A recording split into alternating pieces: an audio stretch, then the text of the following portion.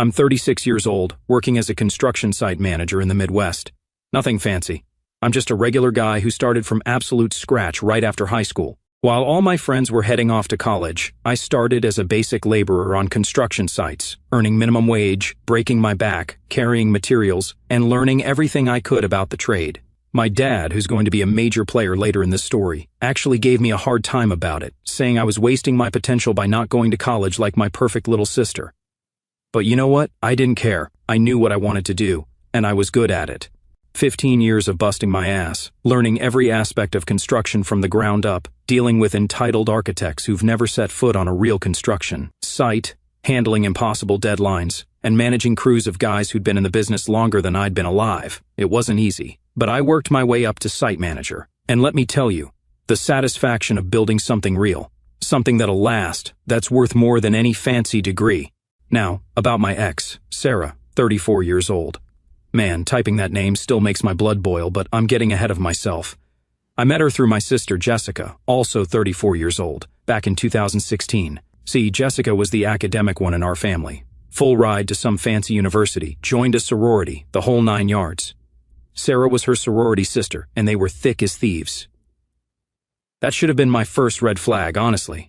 Sarah was different from the women I usually dated, super educated, came from money, worked in marketing, or as I like to call it now, professional bullshitting. When we first started dating, she'd make these little comments about my job that I stupidly ignored. Stuff like, "Oh, it's so interesting how you've made something of yourself without college," or, "It must be so refreshing to do something so hands-on." Looking back, she was always looking down on my career, but I was too blinded by what I thought was love to see it. The funny thing is, my income from that lowly construction job was what bought our house, a beautiful 3-bedroom ranch-style home in a nice neighborhood. Sarah's marketing salary wouldn't have qualified her for a cardboard box under a bridge, but somehow, I was the one who needed to better myself. The irony isn't lost on me now. My parents, oh boy, they never let me forget the difference between me and Jessica. Every family dinner was a highlight reel of Jessica's achievements. Jessica's design won an award, Jessica's starting her own business, Jessica's client list is growing. Meanwhile, I just managed a $2 million project ahead of schedule and under budget, but that wasn't intellectual enough to matter. Those first 4 years with Sarah were good, or at least I thought they were. We dated, moved in together, started planning our future. I was actually proud of how well we complemented each other, me with my practical skills and steady income, her with her corporate connections and social skills. We got married in 2020, right in the middle of COVID. We had to have a small wedding, which pissed off her family to no end. They wanted some huge fancy affair, but honestly, that was the least of our problems. We talked about having kids, started planning for it even. I was working extra hours, taking on more responsibility at work to prepare for the extra expenses. Sarah seemed happy. We were looking at houses with bigger yards, talking about school districts, all that future parent stuff. I even started a college fund because, even though I didn't go to college myself, I wanted our kids to have that option. But here's the thing about happiness. Sometimes it's just an illusion. Sometimes you're building your whole life around someone, thinking you're both working toward the same goals, when really, they're living a completely different life behind your back. And sometimes the people you trust most, your family, your own flesh and blood, are the ones who help keep that illusion going. Everything seemed perfect on the surface. We'd been married for 2 years, had this beautiful house, and I was actually thinking about surprising Sarah with this cute little nursery design I'd sketched out. Yeah, construction guys can be creative too. Man, I feel like such an idiot now, thinking about all the time and energy I wasted planning a future with someone who was already checking out. It was a Tuesday when everything went to hell. I remember because I just landed this huge contract at work. We're talking a $5 million project that would have set us up for years. I came home early thinking maybe Sarah and I could celebrate. I found her sitting at our kitchen island, a one I'd installed myself by the way, with this weird look on her face. You know that feeling when you walk into a room and instantly know something's wrong, like the air gets thick and heavy? Yeah, it was like that. She was wearing this blue dress I'd bought her for her birthday, hands wrapped around a coffee mug like it was a life preserver or something. She didn't even look up when I walked in. "We need to talk," she said. 4 words that never mean anything good in the history of relationships. Then came the confession. Turns out my dear wife had been sleeping with Brad from her marketing team for the past 2 months. But oh no, she wasn't telling me this because she felt guilty.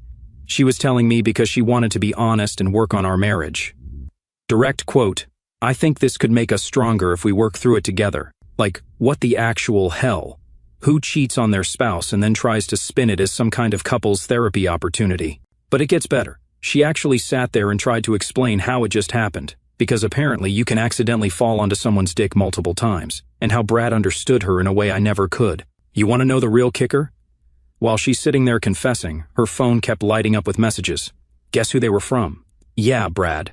This asshole was actually texting her while she was confessing to cheating with him. The audacity of these people, I swear.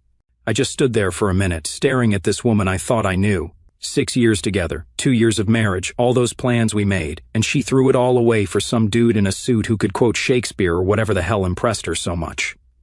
Do you love him? I asked. Probably shouldn't have, but I needed to hear it. She had the nerve to start crying. It's complicated, she said. Brad and I connect on an intellectual level that's different from what you and I have. There it was again, that subtle dig at my intelligence, my education level.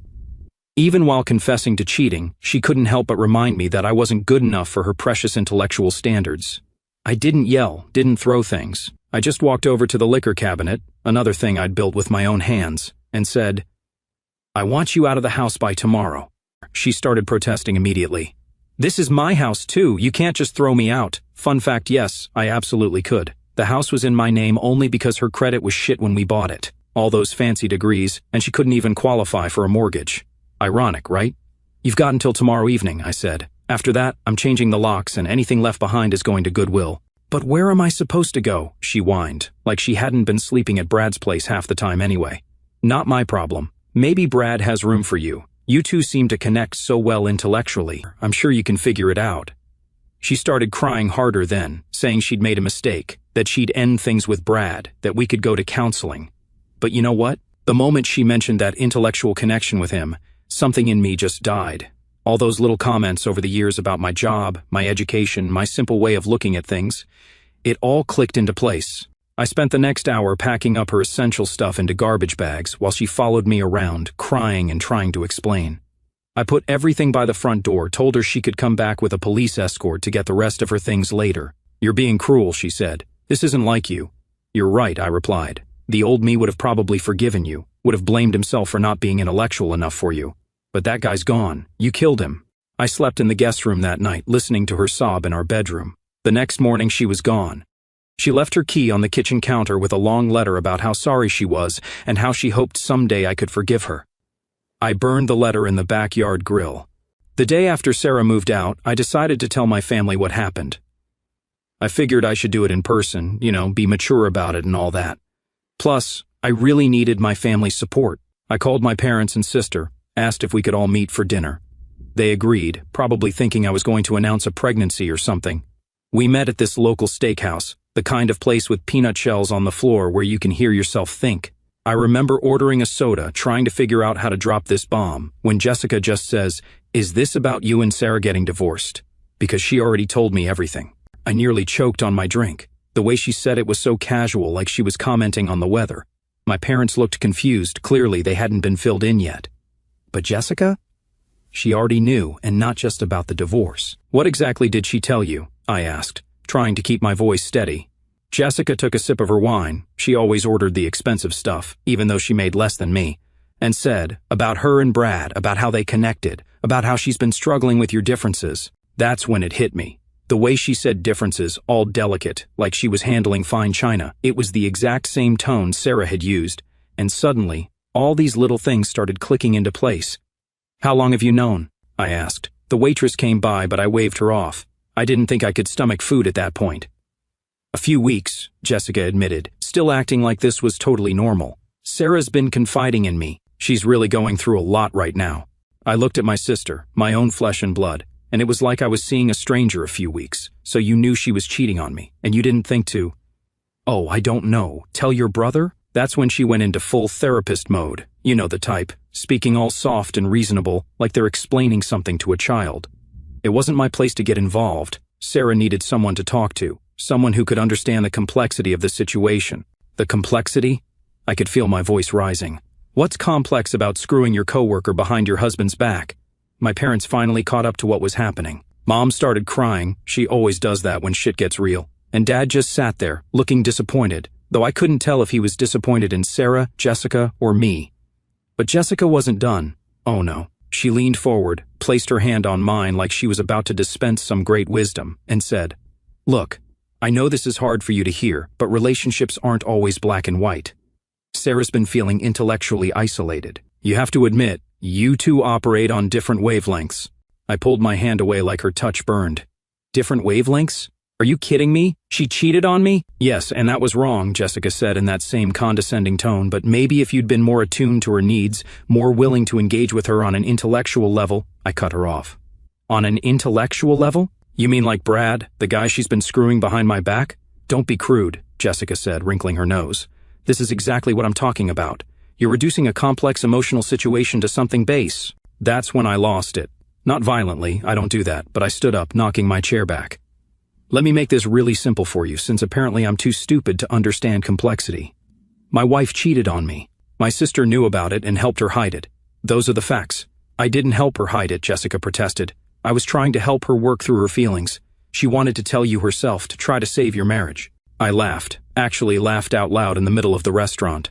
"Save our marriage by screwing another guy?" "Yeah, that makes perfect sense. If you'd just listen," Jessica started, but I cut her off again. "No, you listen. You're my sister." "My sister. When you found out Sarah was cheating, your first call should have been to me, not playing therapist to her, not giving her relationship advice, not helping her justify her mistakes.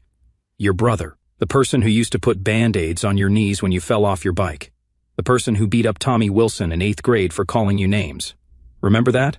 Jessica had the decency to look uncomfortable. "That was different. We were kids then." "Yeah, we were," I said, "and apparently you've forgotten what loyalty means since then." I pulled out my wallet, threw some cash on the table. "So here's how this is going to go. You can either cut Sarah out of your life completely, no contact, no friendship, nothing. Or you can forget you have a brother. Your choice." "That's not fair," Jessica said, tearing up. "You can't make me choose between my best friend and my brother." "Best friend?" I laughed again. "She's my wife. The woman who promised to be faithful to me. The woman who's been screwing another man while you helped her justify it. And you're calling her your best friend?" "You're displaying toxic masculinity right now," Jessica said, straight-faced. I kid you not, those were her exact words. This kind of black and white thinking, this aggressive response, toxic masculinity. Really? That's what you're going with? I looked at my parents, who were just sitting there, letting this happen. "You guys have anything to add?" Mom was still crying. Dad just shook his head and said, "Maybe we should all calm down and discuss this rationally." Rationally, I was done. So done.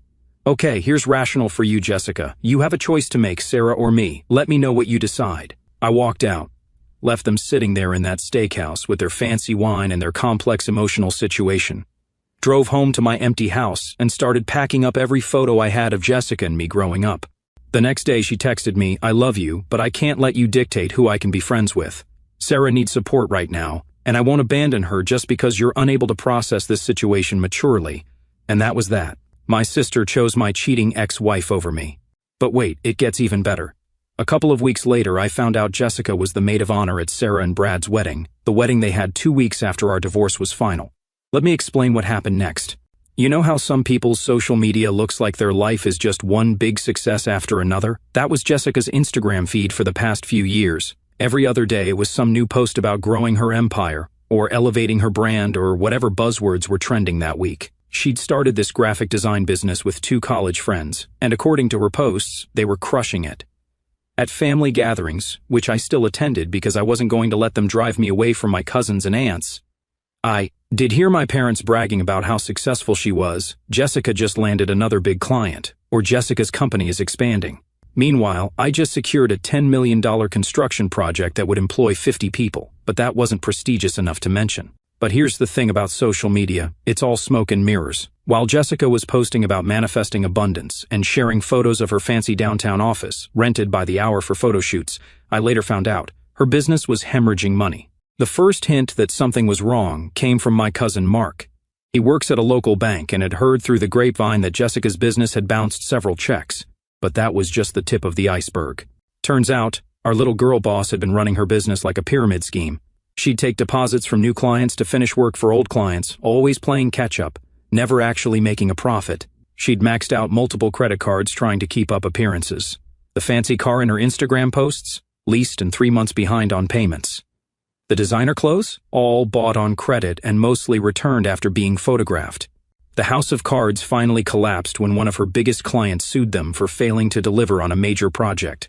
Apparently, they'd taken a $50,000 deposit and produced exactly jack shit. The client got a lawyer involved, and suddenly all of Jessica's creative accounting came to light. Her business partners bailed, leaving her holding the bag. They'd been smart enough to structure the company so Jessica was the majority owner, meaning she was personally liable for all the debt. Within weeks, she was facing multiple lawsuits and drowning in legal fees. Her beautiful apartment she was always posting about, the one with the perfect natural lighting for a creative soul, yeah, she got evicted. Hadn't paid rent in 6 months. The landlord finally got fed up with her excuses about clients being late with payments and temporary cash flow issues. She tried moving in with her boyfriend Mike, some tech startup guy she'd been dating for about a year. But Mike had a roommate, and they weren't too keen on having a third person living there rent-free. They gave her 2 weeks to figure something out. The best part? Through all of this, she was still posting on Instagram like everything was fine, pictures of her working in coffee shops because she couldn't afford an office anymore, posts about embracing minimalism because she had to sell most of her stuff, and my personal favorite, a long post about how sometimes the universe forces you to reset and find your authentic path when she had to move out of her apartment. My parents finally told me about all this because they were worried about her. She'd refused to move back in with them, saying she was too independent for that. They'd offered to help her financially, but she turned that down too. Apparently, her pride was the only thing she had left, and she was clinging to it like a life raft.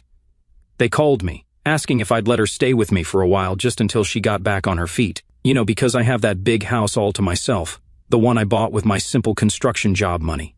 I laughed so hard I nearly dropped the phone. Let me get this straight, I said to them.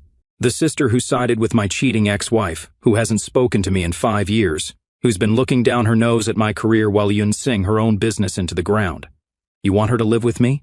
Mom started with the waterworks, her go-to move when she's not getting her way, saying how family should help family. Dad tried the guilt trip, talking about how we used to be so close as kids. Yeah, we were close, I said, right up until she chose to support the woman who cheated on me. Remember that? Because I sure as hell do. Here's the kicker, they actually tried to use that against me, said maybe this was my chance to be the bigger person and show Jessica I was past all that.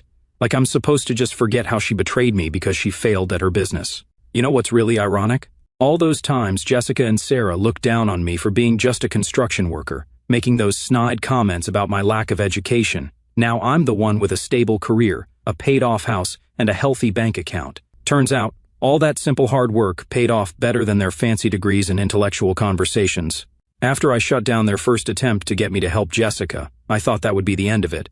Stupid me. I forgot the cardinal rule of dealing with manipulative parents: they never take no for an answer. It started with daily phone calls. Every single day, like clockwork, they'd call with some new angle. Mom would cry about how Jessica wasn't eating properly, because apparently that was my problem now. Dad would try the stern disappointment approach, talking about family obligations and how I was letting my pride destroy our family. One particular conversation stands out. It was a Tuesday night. I'd just gotten home from overseeing a difficult concrete pour that had gone late, and Mom calls, sobbing. Jessica's lost so much weight, she wailed into the phone. She's not sleeping. Don't you care at all? I was exhausted, covered in concrete dust, and completely out of patience. Funny, you weren't this concerned about my well-being when I found out my wife was cheating on me and my sister knew about it. That was different, Mom protested. You're stronger than Jessica. You've always been the strong one. And there it was, the real truth slipping out. Jessica was the fragile one who needed protecting, and I was the tough guy who could handle anything. Never mind that I'd gone through a divorce, betrayal, and the loss of my sister all at once. Never mind that I'd cried myself to sleep for weeks after finding out about Sarah's affair. Nope. I was the strong one, so my pain didn't count. Dad got on the phone then, pulling out the big guns. Son, we raised you better than this. After everything we've done for you, I cut him off. Everything you've done for me? Like what? Constantly comparing me to Jessica? Making me feel like shit for choosing construction over college? Please, enlighten me about all these wonderful things you've done. We put a roof over your head, he shouted. Fed you, clothed you, supported you. That's called the bare minimum of parenting, I shot back. You don't get a medal for doing what you're legally required to do as parents. The calls kept escalating. They started involving other family members, telling everyone how I was letting Jessica suffer because of an old grudge. Some of my aunts and uncles actually called me to talk sense into me. I had to explain the whole story to them. How Jessica had helped Sarah hide her affair, how she'd chosen Sarah over me, how she'd been the maid of honor at Sarah's wedding to Brad 2 weeks after my divorce. Funny how my parents had left those details out of their version of events. But the real crazy started when the calls and flying monkeys didn't work. One day I came home from work to find them parked in my driveway. They'd driven 2 hours to ambush me at my house. Mom was crying. Shocking, I know. And Dad was doing his best authoritarian father impression. They refused to leave until I listened to reason. "Jessica's living with us now," Mom said, like this was somehow news that would change my mind. "We're retired. We can't afford to support her indefinitely." "Sounds like a Jessica problem," I replied, not even getting out of my truck. "We need your help," Dad said. "Financially. You wouldn't even have to see her or talk to her. Just help us cover the expenses until she gets back on her feet." I started laughing. I couldn't help it. "Let me get this straight. You want me to give you money to support the sister who betrayed me? The one who makes 6 figures according to her Instagram? The one who's been looking down on my simple job for years?" "She made a mistake," Mom wailed. "She's sorry." "Is she?" I asked. "Because she hasn't called to tell me that, hasn't texted, hasn't shown a single sign of remorse. But now that she needs money, suddenly I'm supposed to forget everything and play the good brother?" They kept pushing, standing in my driveway, refusing to leave. Dad started talking about how they'd failed as parents because I turned out so heartless. Mom went full guilt trip, saying she'd never forgive herself for raising such a selfish son. That's when I'd had enough. I pulled out my phone and called the cops, right there in front of them. "Hi, yes, I have 2 people refusing to leave my property. Yes, they're my parents, but they're trespassing. No, I've asked them to leave multiple times. You should have seen their faces. They thought I was bluffing, right up until they heard the police dispatcher on the other end of the line." "You wouldn't dare," Dad said, his face turning red. "Try me," I replied. Then to the dispatcher, "Yes, I'll hold." They finally left, but not before Mom delivered her parting shot. "I hope you're happy with yourself. Your sister might end up homeless because of your pride." No, I called after them as they got in their car. She might end up homeless because of her own bad decisions. Just like she might end up friendless because she chose my cheating ex-wife over her own brother. So there I was, enjoying my drama-free life with my new girlfriend, when someone starts pounding on my door at 11 o'clock at night. I grab my baseball bat, because after all the harassment I'm not taking chances, and check my security camera. And who do I see standing there, mascara running down her face, looking like a complete mess? Jessica. I almost didn't open the door. 5 years of silence, and now she shows up in the middle of the night? But something about the way she was crying, this wasn't her usual manipulative tears. This was ugly crying, the kind where you're too broken to care how you look. I opened the door, keeping the bat visible. "Hey, better safe than sorry." She took one look at me and just broke. "You were right," she sobbed, "about everything. About Sarah, about Mom and Dad, about all of it. You were right, and I was so wrong. Turns out, there was a lot Jessica didn't know. While she'd been staying with Sarah and working late, trying to save her failing business, Sarah had been getting closer to Mike. Yeah, Jessica's boyfriend. The same Mike who'd kicked her out because his roommate wasn't comfortable with her staying there. Plot twist, there was no roommate. Mike had been sleeping with Sarah for months, and he wanted Jessica gone so Sarah could move in. Jessica found out in the most brutal way possible. She'd come home early from a client meeting that got canceled, hoping to surprise Mike and maybe patch things up. Instead, she walked in on Sarah and Mike in her bed, the bed that Brad had bought for their guest room. But wait, it gets better. When Brad found out about Sarah and Mike, he completely lost it. Turns out this wasn't the first time Sarah had cheated on him. Remember how Sarah and Brad got together in the first place? Yeah, apparently, once a cheater, always a cheater. Brad kicked both Sarah and Jessica out, since it was his house from before the marriage. Sarah tried to claim half of everything in the divorce, but Brad had an ironclad prenup. Guess she should have read the fine print before signing it. So, now Sarah was living with Mike, Jessica was homeless, and Brad was filing for divorce. Karma really said, "Let me handle this real quick." Jessica started telling me everything, how Sarah had been manipulating her for years, feeding her lies about our marriage, making me sound like the bad guy, how our parents had enabled everything because they were so invested in the image of their intellectual daughter and her sophisticated friend. "I was so stupid," Jessica kept saying. "I threw away my relationship with my brother for someone who turned out to be exactly what you said she was." I didn't say anything for a while, just let her cry it out. Then I asked the one question I'd been wanting to ask for 5 years. "Why did you choose her over me?" Jessica wiped her eyes and said something that actually made me laugh, because I was an entitled, pretentious asshole who thought I was better than everyone else, including you. At least she's self-aware now. She told me how she'd been living a lie for years, the successful business, the perfect relationship, the sophisticated lifestyle, It was all smoke and mirrors. Meanwhile, I'd built a real life for myself. No pretense, no fakery, just honest work and actual success. I used to look down on your job, she admitted, but you've built something real. All I built was a house of cards. She asked if she could stay with me, not permanently, just until she could find a job and get back on her feet. She said she'd understand if I said no. I thought about it for a long time. 5 years is a lot of hurt to get over. But you know what? Seeing her there, completely broken, all her pretensions stripped away.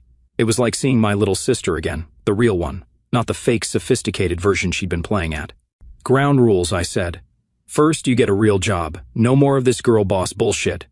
Second, you cut all contact with Sarah.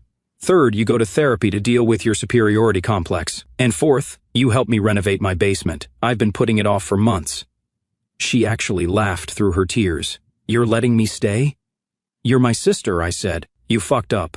Massively, epically fucked up. But you're still my sister. It's been 2 weeks since then. Jessica's sleeping in my guest room, applying for regular jobs, no more entrepreneurship for now, and actually learning how to do physical work, helping me with the basement renovation. She has paint in her hair most days, and her fancy manicure is ruined, but she seems happier, more real. Yesterday, she got a job as a regular graphic designer at a local marketing firm, an entry-level position, but it's honest work. She cried when she got the offer, said it was the first real achievement she'd had in years. Sarah tried to contact her once, probably looking for a place to stay after things with Mike inevitably go south. Jessica blocked her number. Our parents are still trying to contact us through other family members, but we're both standing firm on the restraining order. Some bridges, once burned, should stay ashes. As for me, life's pretty good. My construction company is expanding. I've got my sister back, the real version, not the fake one, and I'm finally finishing my basement renovation. Sometimes karma takes her sweet time, but when she delivers big.